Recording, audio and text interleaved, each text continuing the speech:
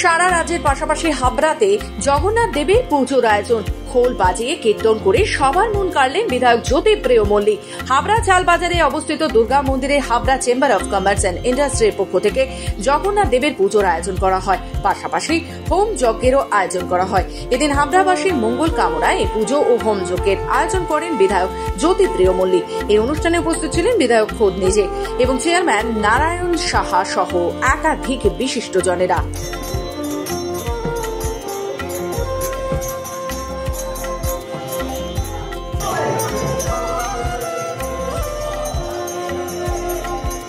একই সাথে পুজোর পাশাপাশি কীর্তনের আয়োজনও করা হয়, আর সেই কীর্তনে খোল বাজাতে দেখা যায় বিধায়ক জ্যোতিপ্রিয় মল্লিককে।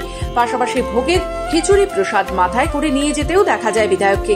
তিনি জানান, রাজ্যের বিভিন্ন জায়গায় চলছে পুজো ও হোম যজ্ঞ।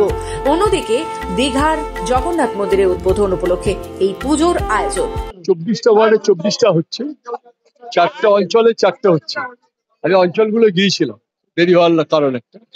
আর সব থেকে বড় যে যোগ্য অনুষ্ঠানটা হচ্ছে সেটা হাবড়া চেম্বার অফ কমার্স করছে, হাবড়া বাজারে সেটা করছে।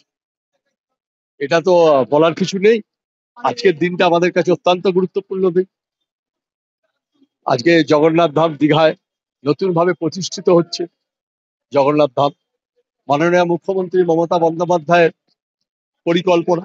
এদিকে বিধায়ক আরো জানান, রাজ্য এবং হাবড়ার সমস্ত মানুষকে প্রভু জগন্নাথ ভালো রাখুক এই কামনা করি। উত্তর 24 পরগনা থেকে সুদীপ দেবের রিপোর্ট, খবর বাংলা।